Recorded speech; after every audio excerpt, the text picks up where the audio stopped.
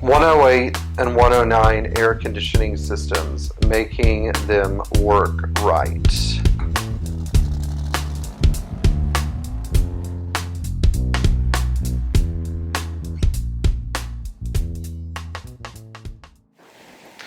So I have a lot of air conditioning work to do here, which I think you guys probably can empathize with, and especially in Florida, and the fact it's still kind of summer here.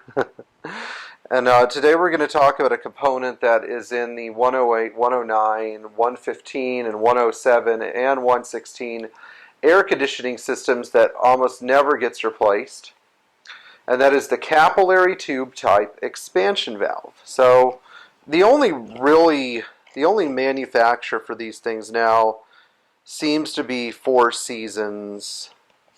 And of course, they're supposedly made in China, although I'm not sure because it doesn't say so in the box. But their part number is 38604.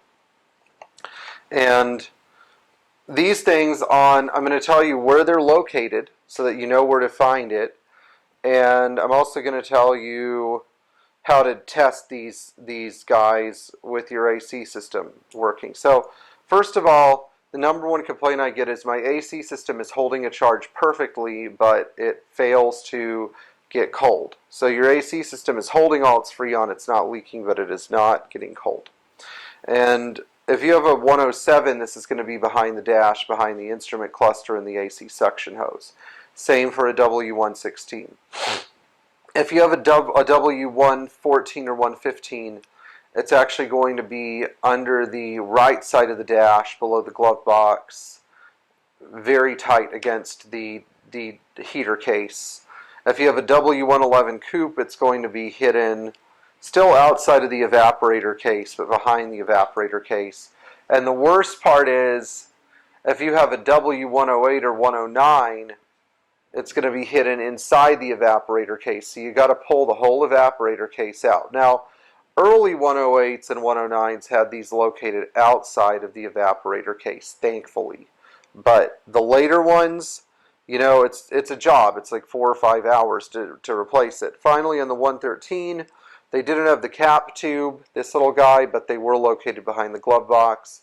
You need a set of standard wrenches to get to these because metric isn't going to work. They're a part that was designed in the United States and they use SAE fittings. Now, what happens to these things? Well, the first thing we notice, one of two problems. The first one is when they go bad. This is for your autopsy report when you get it out. This thing passes air pretty nicely. It's not perfect, but it passes air really well. What we frequently find is that the air doesn't circulate through. They're just totally blocked, or by the way, this tastes like vanilla ice cream. The capillary tube will be open a little bit and will allow a certain amount of vacuum to pass, which is really not supposed to happen at all. So anyway, these really aren't fun to get to. If you ever want me to do a how-to video on one, then I'd be interested in that. If you're subscribing to this channel, then you probably either want a car that has one of these or you own a car that has one of these. And the last thing we're going to talk about with this is how to check and see if they're bad using AC pressure gauges. So this is the most important part of the video. I hope you stay towards the end.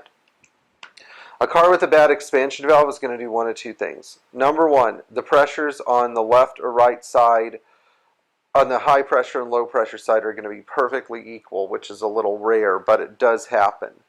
The more common situation, though, is that idle with a full freon load, you're going to have a high side pressure of like 250 to 300 psi and a low side pressure of 10 psi or less.